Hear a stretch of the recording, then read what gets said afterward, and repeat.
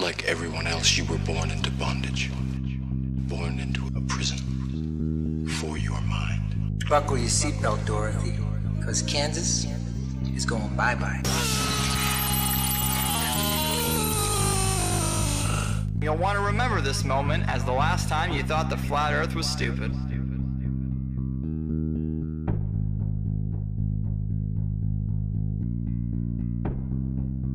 Hello everyone, this is ODD, and yes, I'm finally admitting that even though I don't like labels, I'm a flat earther. Based on my research for the past 10 months, our world is very different from the model that we are being taught by the authority on the matter. It took me a while to come to terms with this, and it took even longer to gain the courage to talk about it. It can be pretty embarrassing to go against popular opinion, but this is real. It's not a psyop, it's not a distraction, and it's not a bandwagon. It's a reasonable debate. It's thousands of people taking what we've been told and comparing it to what we see and experience, only to find out that they do not match up. Once you start digging into this, it becomes clear that there is no evidence for the speculated spinning ball that we supposedly live on, and everything points to a flat Earth. The flat Earth is much more than just reasonable. The one and only reason that it's reasonable to argue against the flat Earth is that we've all been taught otherwise our whole lives. We blindly believe something that A, has never been proven, and B, is pretty much fucking impossible. Thanks to people like Eric Dubay, the flat Earth has re-emerged and it has more steam than ever. Before I've ever even entertained the flat Earth, I knew not to trust the space programs of the world. Close examinations of NASA and other space programs reveal that things aren't what they seem and that we, the people, are being lied to. We have no real pictures of the Earth, and no matter how hard we try, we just can't find the curvature. Not only that, but flight paths make more sense on a flat map, and large bodies of water not being able to curve into a giant ball completely resonates. Forensically speaking, the globe model is so very unlikely that any good detective wouldn't believe a fucking word the globe says. The globe's story is so full of circumstantial, impossible coincidences, which only prove that the globe is a fucking liar. We'll be going over that in this video, as well as other reasons why the world isn't what we're led to believe. I appreciate you tuning in. Let's get started.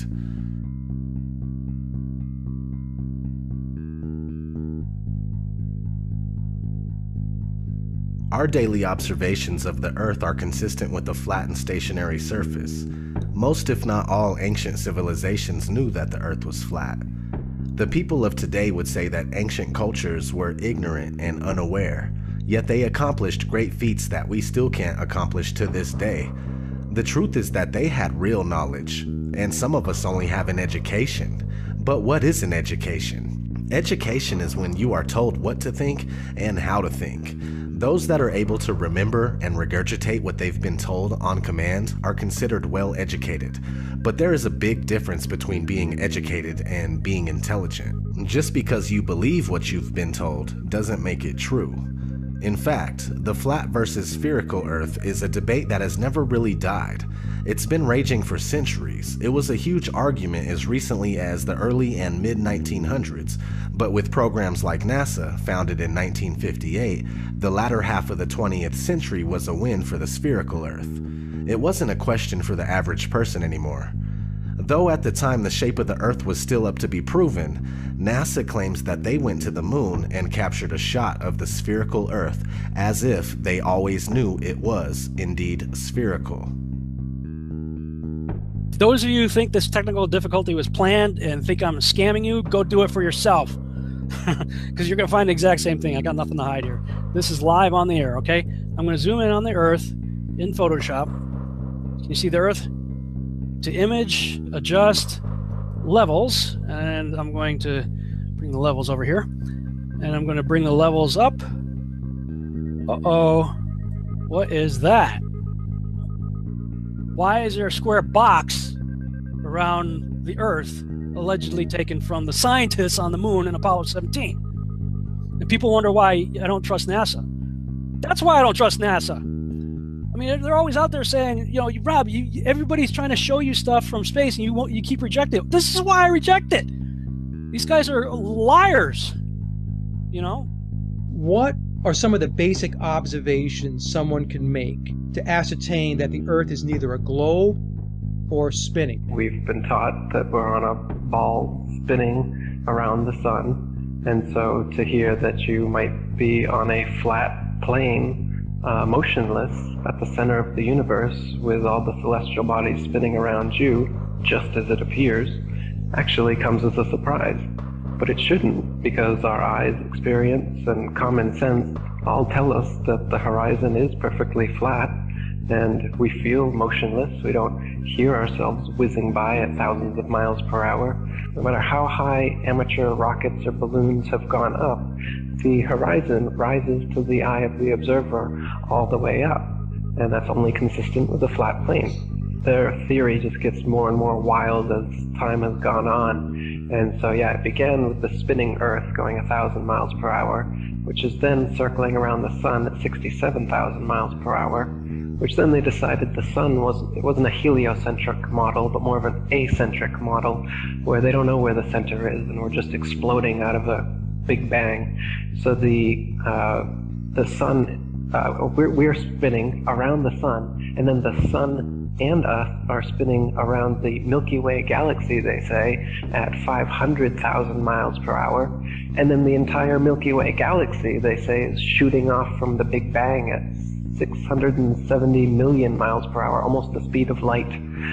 So there's at least 4 rip-raging, contradictory motions supposedly going at all times, yet you don't experience any of it, nor can you measure any of it using the stars. The flat motionless Earth, not only is it the greatest conspiracy of all, it's also the easiest to prove. I mean, it just is flat and motionless, just as it appears. Look into it more and more, make it a thing to try and debunk it, if you will. You know, even if you want to do it that way. Negative reinforcement works too. Try as you will, you're only going to find proofs for the flat motionless Earth. You're not going to confirm that you're on a spinning ball.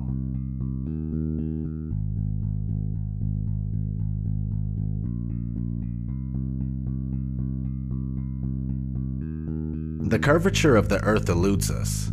Either the Earth is much larger in circumference than we are told, or the curve just doesn't exist. People assume that there is a curve, but it's never really been proven beyond a reasonable doubt. Cameras with fisheye lenses, Hollywood movies, and NASA CGI are the closest we get to seeing curvature.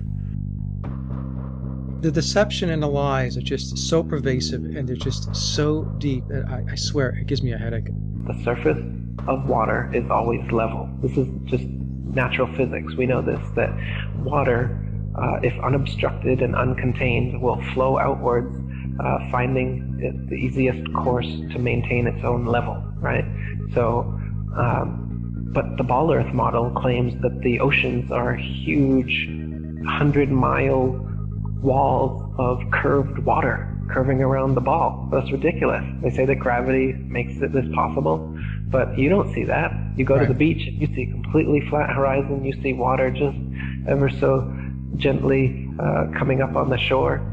So there's the pretty blue marble that NASA claims we are living on, with circumference of 24,901 and 3959 radius. So to find the curvature, you take 8 inches times your distance squared. That's 8 inches times your distance squared, and if you don't square the distance, you end up with this, and this is not what NASA has shown us. They have given us a beautiful blue marble that we love. So you get 8 inches for 1 mile, 32 inches in 2 miles, 16.6 feet with 5 miles, so on and so forth. So what I did is I shot this pier, which is in Daytona Beach, Florida, and as you can see, between the water and the walkway of the pier is about 12 to 16 feet based on the height of the people and the railing. So I started at Granada, which is 4.92 miles away, and I shot this, and based on that distance and the formula, there should be 16 feet of curvature, but obviously you can still see the entire gap under the walkway there between that and the water. So in addition to that, behind that pier is actually a lighthouse, which you can see right above the pier, you can see the light. That is 16 miles away from my location. And I shot that lighthouse. Now that lighthouse is 175 feet tall, and the curvature from 16 miles away should be 170 feet. You can clearly see about the entire lighthouse beyond that pier. So like I said, there should be 170 feet of curvature, but there's none. And those hotels there are even further. Those are in New Smyrna, which is 20 miles. If NASA is right and there is, we do live on a ball, they're going to have to make up that curvature. If it's not in the 20 miles I'm shooting, well then that means it's got to be made up further on down the line. So you can't have it both ways. You can't say we live on this ball and then say, oh, you can't detect the curvature. Well, you got to detect it somewhere, because if it's not dropping here, it's going to have to drop even more down the lines in order to make that circle, that ball they say we live on. And it's pretty round. That blue marble they give us is perfectly round. Lighthouses are one great example. The Isle of Wight Lighthouse in England, it's 180 feet high and can be seen up to 42 miles away, a distance at which modern astronomers say the light should fall 996 feet below the line of sight. Why can you still see it? Another one worth mentioning that people be familiar with is the Statue of Liberty. It stands 326 feet above sea level, and on a clear day can be seen as far as 60 miles away. Now, if the Earth was a globe at the dimensions that they give us, that would put Lady Liberty at an impossible 2,074 feet below the horizon.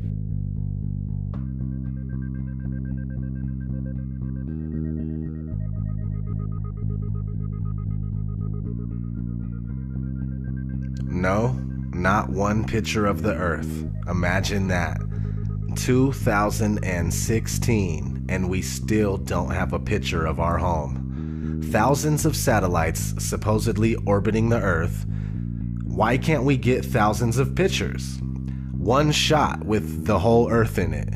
Hell, we should have a channel on cable that shows the Earth rotating 24 hours a day, every day. Nope.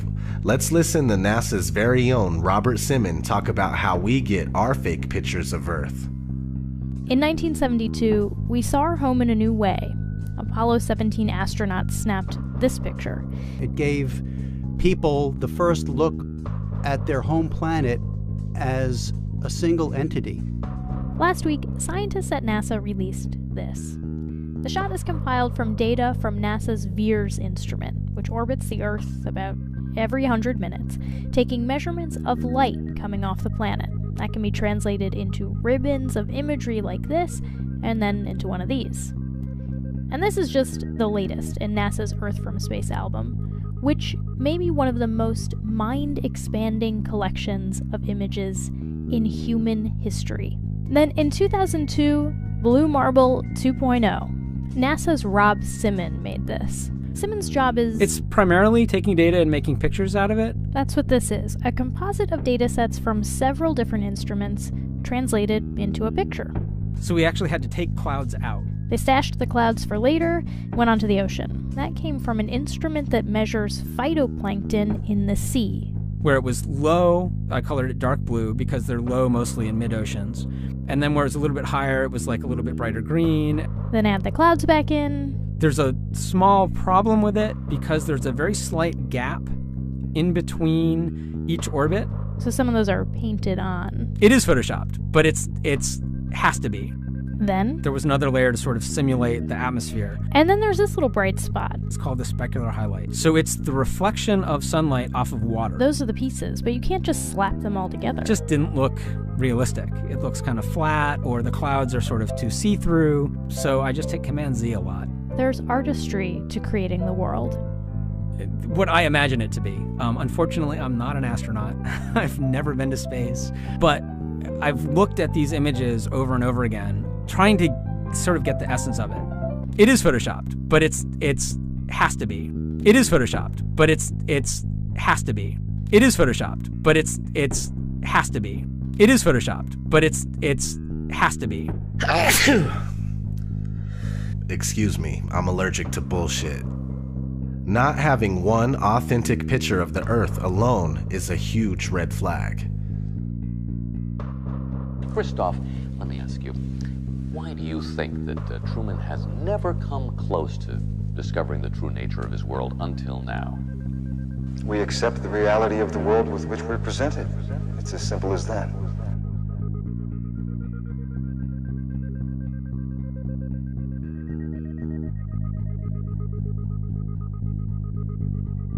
The flat Earth model is a working model. It's by no means definitive due to the nature of this massive cover-up. For the past 500 years, we've been completely buying into the Copernicus heliocentric model, but what we do know about the flat Earth is based on the azimuthal equidistant map that seems to be working out.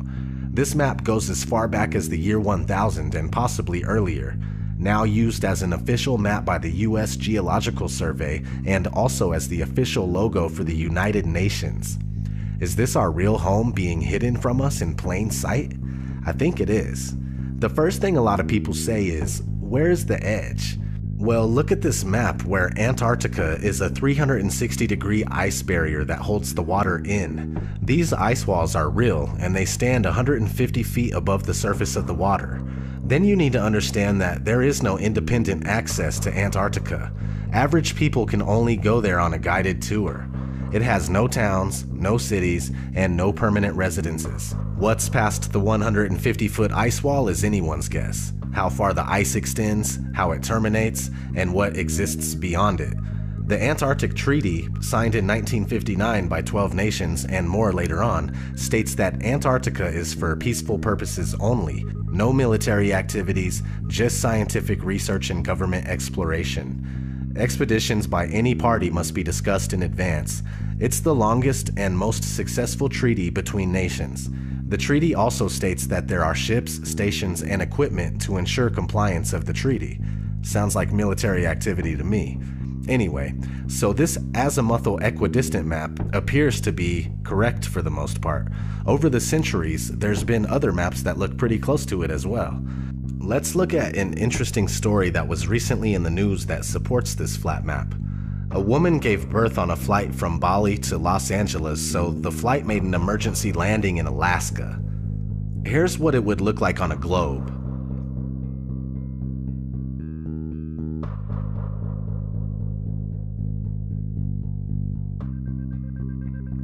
Now, here's what it would look like on a flat Earth.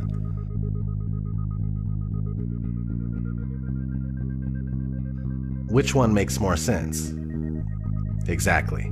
A big issue I was having with the flat Earth for the longest time was the sunrise and sunsets. I realized that it was a perspective issue. First, you must understand that the sun is not 93 million miles away. If it was, we would never see anything like this here. This is concentrated because it's closer. It's much more probable that the sun is only a few thousand miles away and that it's the same size as the moon. Once you comprehend this, all of the sudden, solar eclipses make sense. Holy fucking shit! Something that makes sense! Okay, so the sun is close, which gives it the ability to spotlight the area that it's over, and when it leaves your view, due to perspective, it takes the light with it. There is a generous amount of light where the sun is at, but since it's so close, it doesn't spread its light like it would if it were bigger and further. The sun circumnavigates the Earth like a huge clockwork. Sometimes that takes a while to sink in. Alright, let's talk about the Coriolis effect.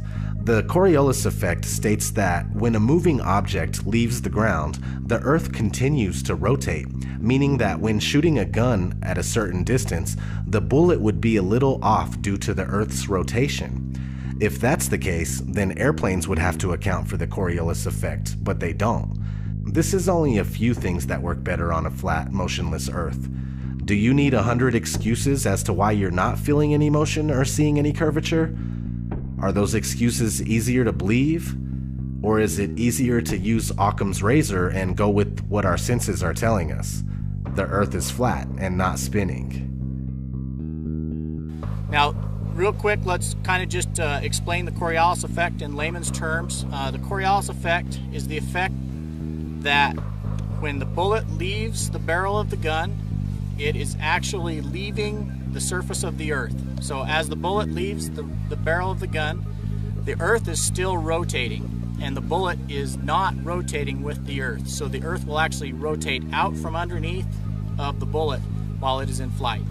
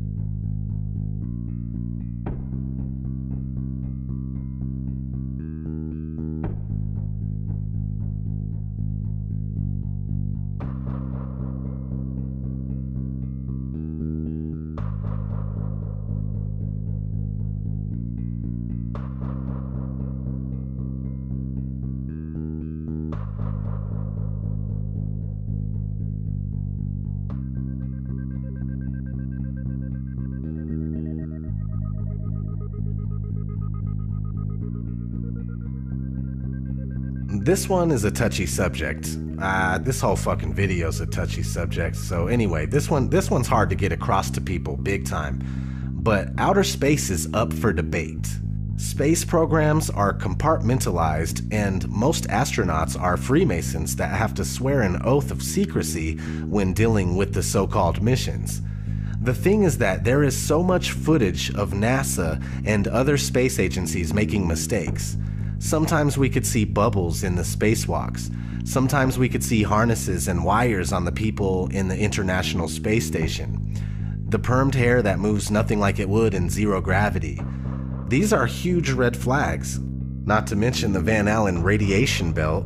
The Van Allen radiation belt is a layer of energetic charged particles that is held in place around a magnetized planet such as Earth by the planet's magnetic field. Sounds kinda like a dome if there is one. Oddly enough, one of NASA's employees admitted that this radiation belt needs to be figured out before humans could pass through it. Listen closely. As we get further away from Earth, we'll pass through the Van Allen belts, an area of dangerous radiation. Radiation like this could harm the guidance systems, onboard computers, or other electronics on Orion. Naturally, we have to pass through this danger zone twice, once up and once back.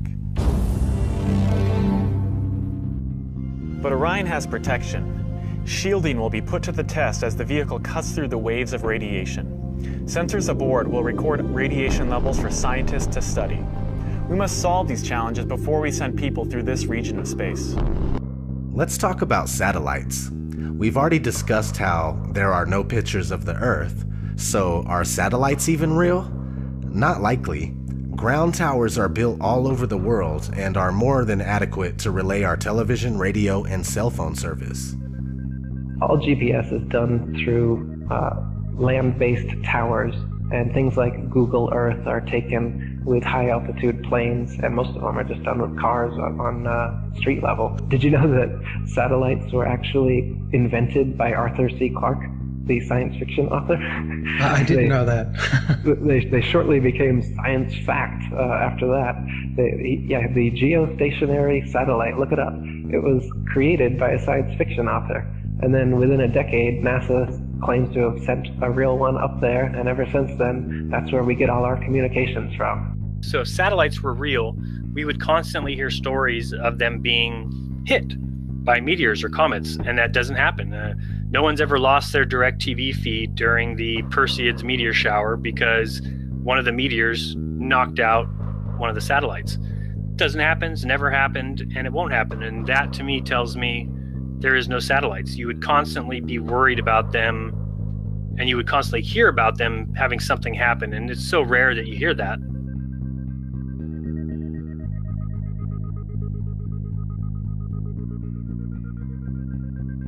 So you may or may not have heard the term cognitive dissonance. Cognitive dissonance is when new information challenges your beliefs and you just can't let go. It's just like that scene in The Matrix. No. I don't believe it. It's not possible. Stop. Let me out! Let me out! I want out! We have a rule. We never free a mind once it's reached a certain age. It's not easy going through this kind of deception and then realizing that your whole life was spent thinking and believing one thing when it's the opposite. Nobody wants to feel like they've been fooled, like they've been had. I'm a human just like you, and I never would have thought in my wildest dreams that I'd be on this kind of journey. This journey of realization and reckoning. This journey of putting everything I know to the side so I can absorb information that seems ridiculous, yet so sensible. It's time to say fuck it. It's not your fault that you were wrong. It's not your fault that you fell for a trick that the whole world also fell for. I'm right here with you. It's time to take down your mental barrier and recognize that we have a lot of work to do in order to find out what this place really is and why we're here. It's not to be slaves of the dollar. It's not to be slaves of the clock. Our reality is being manipulated and hidden from us. Please wake up and try to awaken those around you.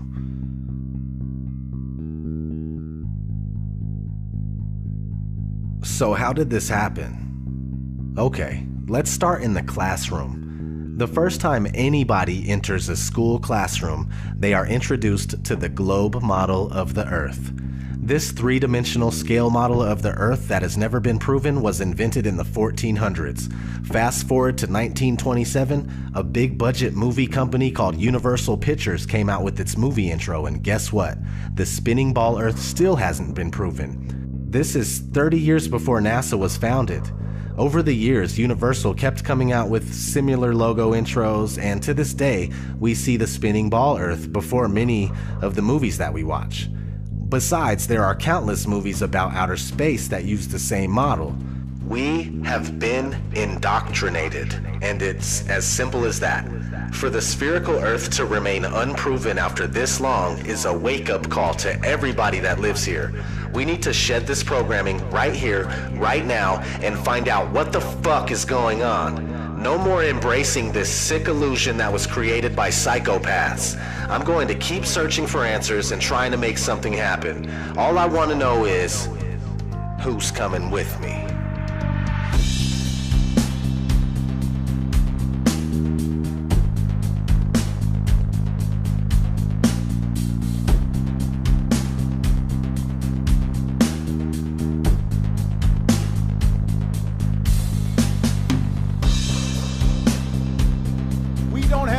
For a meeting of the Flat Earth Society.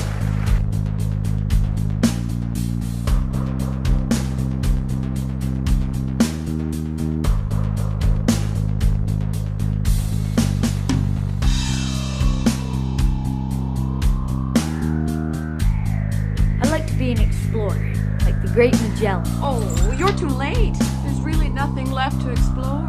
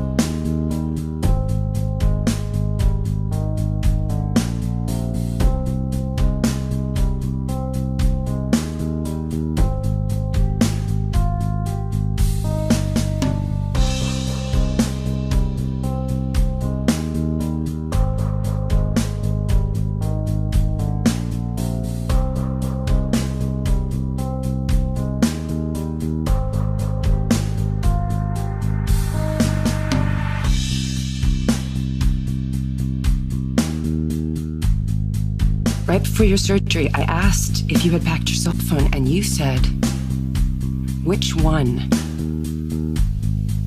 When? Skylar, I was medicated. I mean, I could have said the world was flat. You know what I think? I think you accidentally told the truth. The world was flat. You know what I think? You accidentally told the truth. The world was flat. You know what I think? You accidentally told the truth.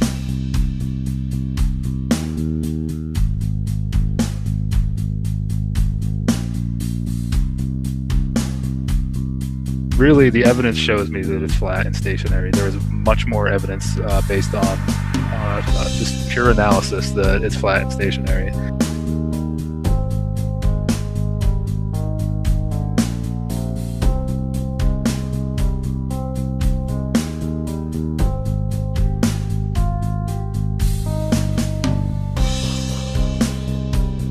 So it's not actually a sphere, it's oblate, and officially it's an oblate spheroid. That's what we call it. But not only that, it's slightly wider below the equator than above the equator. A little chubbier. A little chubbier. Yeah. Chubby's a good way. It's like pear-shaped.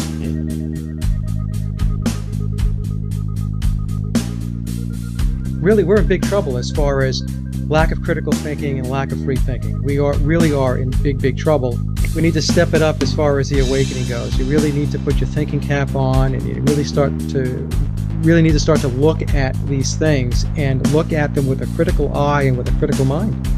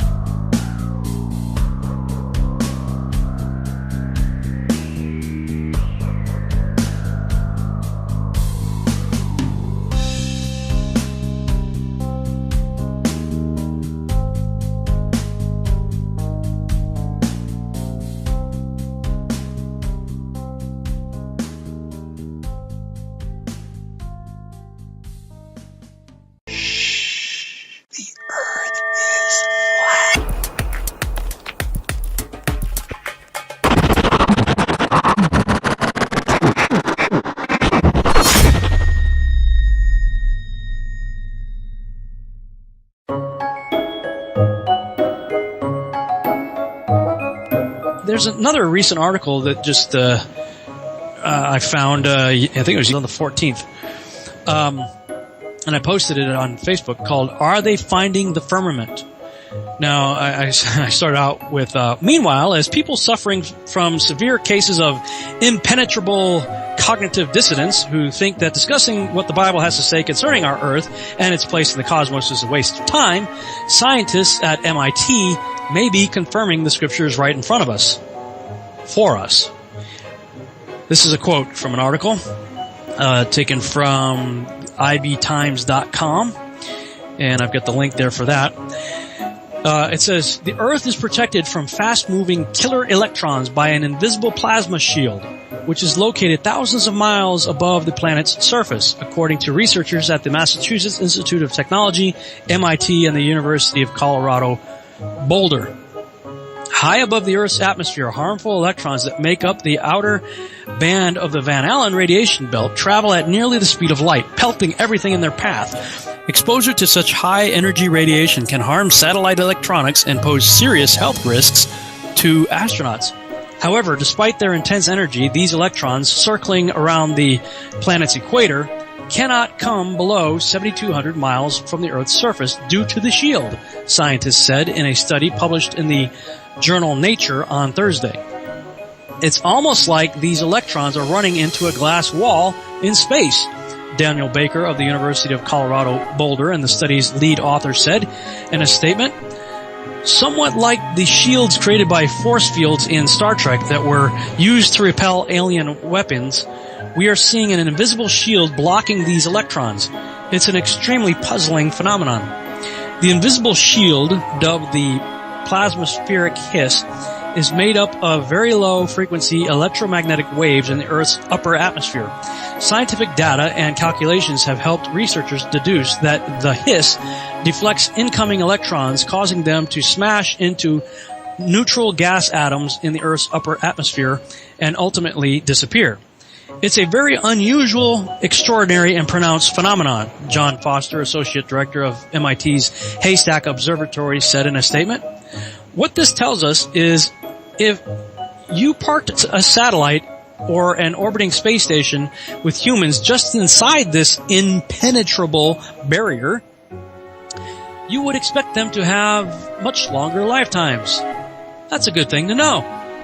The latest study is based on data collected by NASA's Van Allen probes that are orbiting within the harsh environments of the Van Allen radiation belt. Oh, you mean the one that they just flew through, no problem, back in the 60s? In the 70s? During the study, the researchers observed an, quote, exceedingly sharp barrier, end quote, against harmful electrons, which was steady enough to withstand a solar wind shock in October 2013.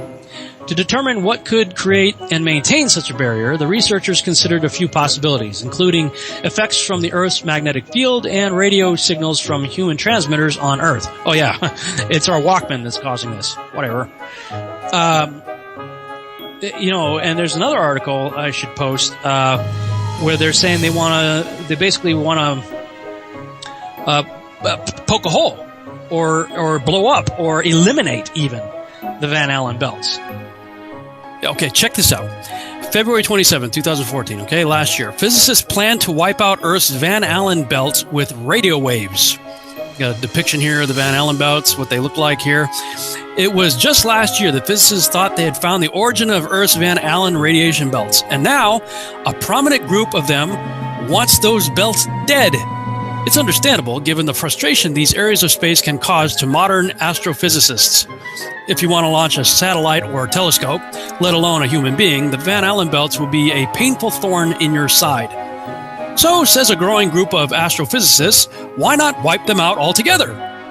It might seem odd to hear scientists propose destroying a feature of the natural world, but there is a decent scientific argument to be made that these belts provide us nothing useful and that we could lose them without a single negative effect. These guys, they think they came from monkeys, okay? This is the way the Earth is... Okay, all flat Earth globe arguments aside, okay, it's understandable, at least as far as we've been told, that there is a belt of radiation over us. And this belt of radiation apparently helps to protect us from other harmful things coming our way from the sun or what have you. You know, regardless of whether the Earth is a globe or flat, everybody seems to agree that these belts are good for us. You know, that they're doing something. They were intended to be there. This place was created with these things around us for a reason. Okay? And these knuckleheads, I think we should just blow it up. I don't really think it's important. I don't know what it does, so let's blow it up.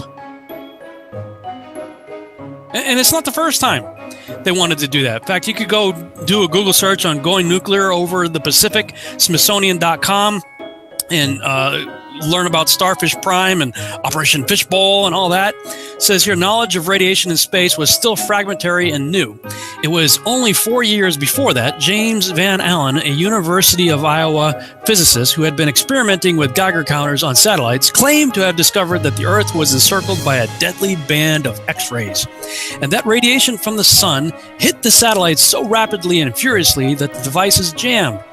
Van Allen announced his findings on May 1st, 1958. Go back and look at what was going on in 1956 through 58, specifically what was going on in Antarctica with Operation High Jump and Operation Deep Freeze. And then everybody pulled out of Antarctica, they all signed the Antarctic Treaty, and NASA's then created, and all of a sudden Van Allen, does this little experiment when they start shooting stuff up into space, and he finds the Van Allen belts. At a joint meeting of the National Academy of Sciences and American Physical Society, and the following day, the Chicago Tribune bannered the headline, "Radiation Belt Dims Hope of Space Travel." The story continued, "Death lurking in a belt of unexpectedly heavy radiation about 700 miles above the Earth today dim man's dream of conquering outer space." Okay, so this was early on in the creation of NASA and the whole space program. This is, if it's 1958, it's even before Kennedy made his announcement to want to go to the moon. But yet 700 miles above the Earth is this thing that seems to prohibit that. There's a reason why the space shuttle never went more than 400 miles away from the Earth. And I'm going to do a whole thing on Project Orion and the problem that they're having with radiation. And I thought that other video exposed Apollo as a fraud that I produced recently, you know, with the moon crossing in front of the Earth. And I may have been wrong about the issue of the scale. And I still believe this is a fraudulent video, so don't get me wrong. I'm not endorsing this video. I still think that there's problems with it. But if there is something that definitely, at least in my opinion, exposes the Apollo program as a fraud, it's the Orion project. The Orion project, after they retired the space shuttle, the next project that's on the board right now is called Project Orion, and they're pretty much telling you that Apollo never happened, especially when they put out videos like this talking about the Van Allen radiation belts. We are headed 3,600 miles above Earth, 15 times higher from the planet than the International Space Station. As we get further away from Earth, we'll pass through the Van Allen belts, an area of dangerous radiation. What? As we get further away from Earth, we'll pass through the Van Allen belts, an area of dangerous radiation. One more time. An area of dangerous radiation. Oh. What's wrong with that radiation? Radiation like this could harm the guidance systems, onboard computers, or other electronics on Orion. Naturally, we have to pass through this danger zone twice. Once up and once back. That doesn't sound good. Naturally, we have to pass through this danger zone twice. Once up and once back. But Orion has protection. Shielding will be put to the test as the vehicle cuts through the waves of radiation. Sensors aboard will record radiation levels for scientists to study. We must solve these challenges before we send people through this region of space. What? We must solve these challenges before we send people through this region of space? I thought this problem was solved over 40 years ago, when he sent a bunch of people in jumpsuits and tin cans through it, there and back a half dozen times. But I forgot. The Apollo guys, they were clueless regarding the radiation belt. It didn't affect them. I don't know the distance to the Van Allen radiation belt, and if we did, it wasn't a problem. If we were going to encounter it, then we would have had to build the spacecraft and the spacesuit to not give humans a problem. You don't just build something and hope it works. You study to see what the threats are, the environment is, and then you say, how thick do I have to make the metal on the spacecraft so that going through this kind of radiation or these kind of meteoroids, it won't get hurt. And then we build it that way.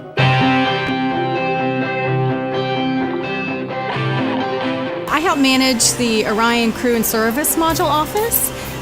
We're responsible for developing the crew capsule, which is where the crew lives and works when they're in space, and the service module, which is what provides the power and the fuel and the consumables then that is plumbed over to the crew module. So right now I focus a lot of my time on the development of the life support system for the Orion Crew module. Space puts us in a different environment. When we're here on Earth, we don't realize every day we're protected by the environment around us. Our bodies are at a certain pressure, we're protected by the natural radiation shield of the Earth. And when we go out into space and we don't have that natural protection, then the engineering and the spacecraft have to provide that protection for us. We don't have the ultimate answer for radiation on Orion. We're still working on that. If we were to build Orion out of the materials we need and the sole job was to protect for the radiation environment, the vehicle would really be too heavy. So we have to balance the weight of the materials that we put on the spacecraft with how much protection it's providing the crew.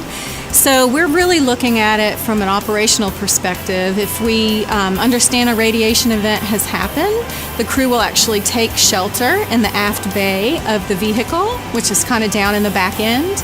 And we'll use some of the stowage things that are around them in that back end to kind of protect them from the radiation. We have found over the years that water is a really great radiation absorbing material. So we could do things like water that's already there in the water bags for drinking and things like that. That water could be used to shield them. As well as we had some concepts like a water-filled vest that they could put on should they know there's an event and need to be protected.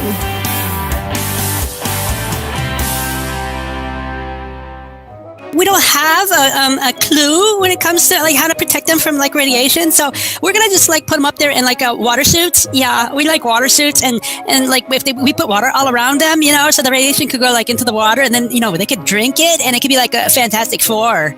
Everybody they'll come back and be mutants when they get back. But we just got some ideas, you know. Yeah. But don't worry about it. Yeah, I know there are refugees everywhere and like people are starving and stuff, and like we have homeless all over the place. But if we spend like a few $1 trillion, I think we should be able to figure out how to make water suits for the astronauts in space. And then maybe it'll work out like it did for the guys in Apollo. The belts are 1,000 miles to 25,000 miles above the Earth. We went right out through them. No effects on your cells? Didn't even know it. I don't think anybody, well, maybe somebody said you went through the radiation belt, but we didn't feel it inside, and we didn't get any, you know, added radiation. Yeah, if you pretend that it's not really there, then you can just go right through it. So apparently you had this magic window of time, because now Orion's still very much concerned about it. We've got to solve this challenge before we can put people through it. And yet even before Mercury and Gemini, they were very concerned about it and trying to figure out how to solve the problem, as evidenced in this Smithsonian.com article. News of the hot band of peril immediately cast doubt on whether Leica, the Russian dog, would have been able to survive for a week in space aboard Sputnik 2, as the Soviets claimed in November of 1957. The Soviets said that after 6 days, the dog's oxygen ran out and he was euthanized with poisoned food. It was later learned that Leica, the first live animal to be launched into space, died just hours after the launch from overheating and stress, when a malfunction in the capsule caused the temperature to rise. What Van Allen had discovered were the bands of high-energy particles that were held in place by strong magnetic fields and soon known as the Van Allen belts. A year later, he appeared on the cover of Time magazine as he opened an entirely new field of research, magnetospheric physics, and catapulted the United States into the race to space with the Soviet Union. On the same day, Van Allen held his press conference in May 1958. He agreed to cooperate with the United States military on a top-secret project. The plan? To send atomic bombs into space in an attempt to blow up the Van Allen belts, or to at least disrupt them with a massive blast of nuclear energy. Okay, guys, read up on this stuff, all right? This is Smithsonian.com. Check that out. There's another good article on NPR. You can look up a very scary light show, exploding H-bombs in space. And when they talk about this, and they got a video here showing footage of Operation Fishbowl, which is a very interesting title for after they find something in Antarctica, which the flat earthers would say is the outer rim of the circle of the Earth, and everybody pulls out. All of a sudden NASA's created, and right after that they start shooting up rockets into space with nuclear warheads on them, and this is what you start seeing with Operation Fishbowl. Operation Fishbowl. Really? I mean, it looks like they found something in Antarctica and they said, oh, what is this? Wonder how high it is. How high does this thing go? And they start blowing off nuclear bombs in the atmosphere. Now, were they doing that because they were testing the firmament? Were they trying to blast through the firmament? Or is it about the Van Allen belt with the radiation? Is that the problem? I don't know.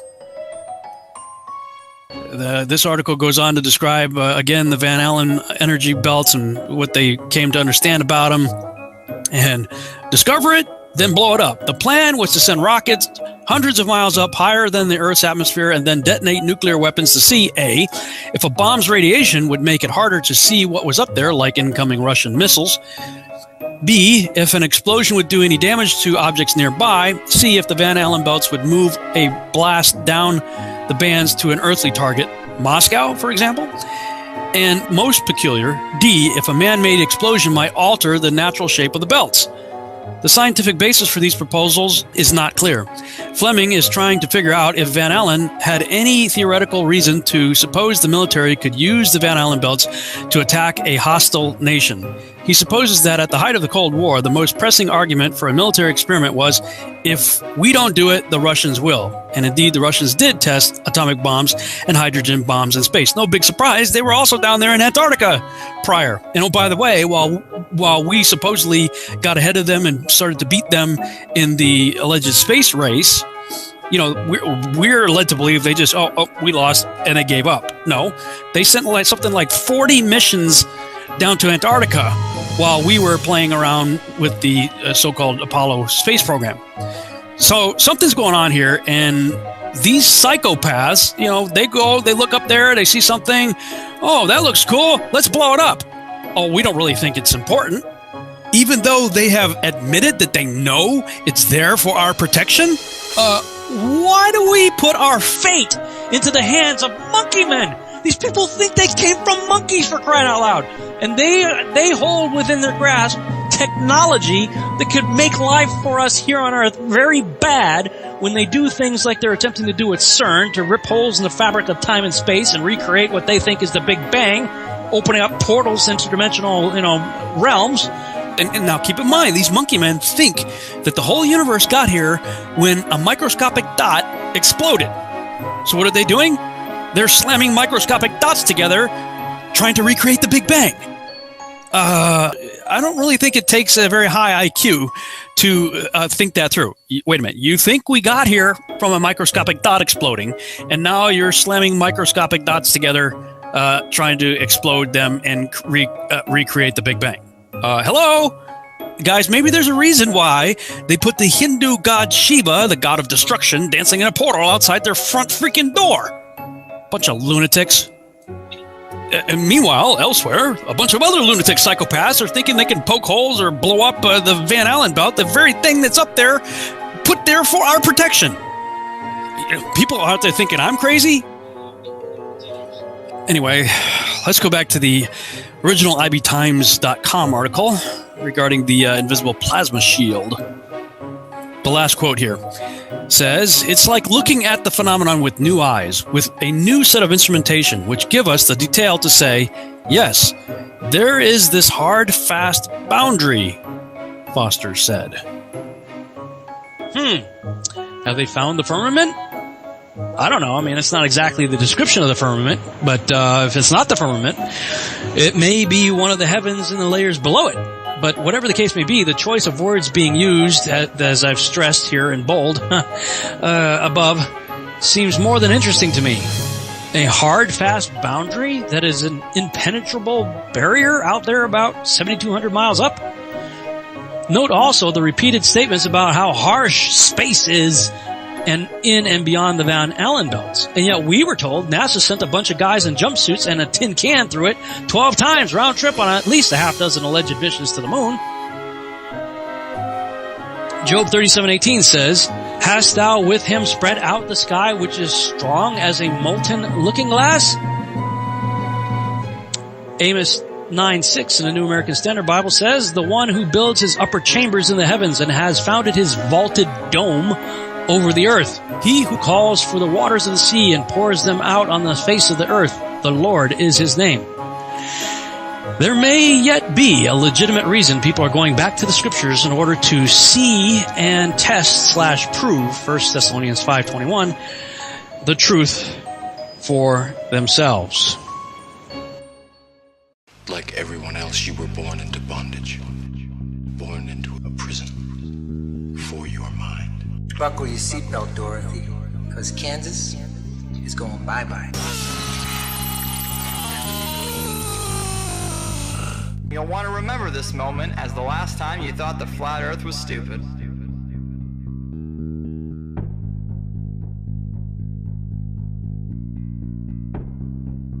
Hello everyone, this is ODD, and yes, I'm finally admitting that even though I don't like labels, I'm a flat earther. Based on my research for the past 10 months, our world is very different from the model that we are being taught by the authority on the matter. It took me a while to come to terms with this, and it took even longer to gain the courage to talk about it.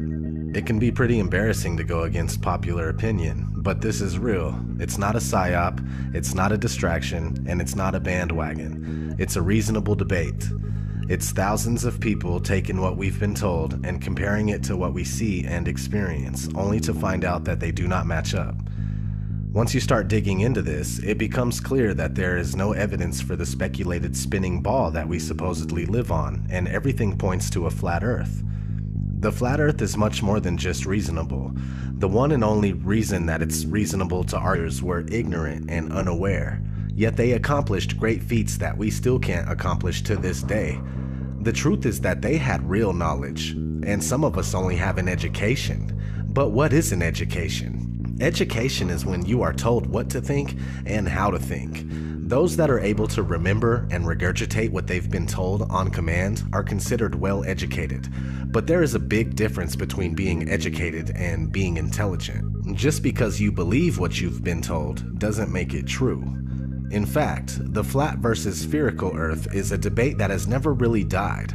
It's been raging for centuries. It was a huge argument as recently as the early and mid-1900s, but with programs like NASA, founded in 1958, the latter half of the 20th century was a win for the spherical Earth. It wasn't a question for the average person anymore. Though at the time the shape of the Earth was still up to be proven, NASA claims that they went to the moon and captured a shot of the spherical Earth as if they always knew it was indeed spherical. Those of you who think this technical difficulty was planned and think I'm scamming you, go do it for yourself. Because you're going to find the exact same thing. I got nothing to hide here. This is live on the air, okay? I'm going to zoom in on the Earth in Photoshop. Can you see the Earth? To image, adjust, levels, and I'm going to bring the levels over here. And I'm going to bring the levels up. Uh-oh. What is that? Why is there a square box around the Earth allegedly taken from the scientists on the moon in Apollo 17? And people wonder why I don't trust NASA. That's why I don't trust NASA. I mean, they're always out there saying, you know, Rob, everybody's trying to show you stuff from space and you keep rejecting it. This is why I reject it. These guys are liars, you know? What are some of the basic observations someone can make to ascertain that the Earth is neither a globe or spinning? We've been taught that we're on a ball spinning around the sun, and so to hear that you might be on a flat plane, motionless at the center of the universe with all the celestial bodies spinning around you, just as it appears, actually comes as a surprise. But it shouldn't, because our eyes, experience, and common sense all tell us that the horizon is perfectly flat, and we feel motionless. We don't hear ourselves whizzing by at thousands of miles per hour. No matter how high amateur rockets or balloons have gone up, the horizon rises to the eye of the observer all the way up, and that's only consistent with a flat plane. Their theory just gets more and more wild as time has gone on. And so, yeah, it began with the spinning Earth going 1,000 miles per hour, which is then circling around the sun at 67,000 miles per hour, which then they decided the sun wasn't a heliocentric model, but more of an acentric model, where they don't know where the center is, and we're just exploding out of a big bang. So the sun, we're spinning around the sun, and then the sun and us are spinning around the Milky Way galaxy, they say, at 500,000 miles per hour. And then the entire Milky Way galaxy, they say, is shooting off from the Big Bang at 670 million miles per hour, almost the speed of light.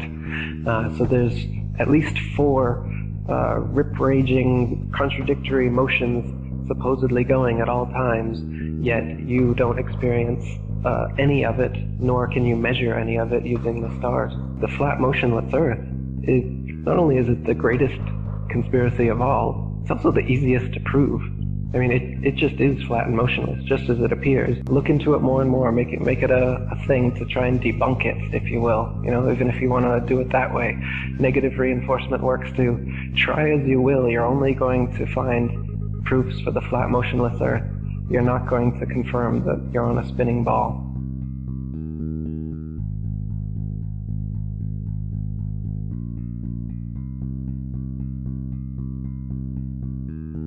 The curvature of the Earth eludes you against the flat Earth is that we've all been taught otherwise our whole lives. We blindly believe something that A, has never been proven, and B, is pretty much fucking impossible. Thanks to people like Eric Dubé, the flat Earth has re-emerged and it has more steam than ever. Before I've ever even entertained the flat Earth, I knew not to trust the space programs of the world. Close examinations of NASA and other space programs reveal that things aren't what they seem and that we, the people, are being lied to. We have no real pictures of the Earth, and no matter how hard we try, we just can't find the curvature. Not only that, but flight paths make more sense on a flat map, and large bodies of water not being able to curve into a giant ball completely resonates. Forensically speaking, the globe model is so very unlikely that any good detective wouldn't believe a fucking word the globe says. The globe's story is so full of circumstantial, impossible coincidences, which only prove that the globe is a fucking liar. We'll be going over that in this video, as well as other reasons why the world isn't what we're led to believe. I appreciate you tuning in. Let's get started.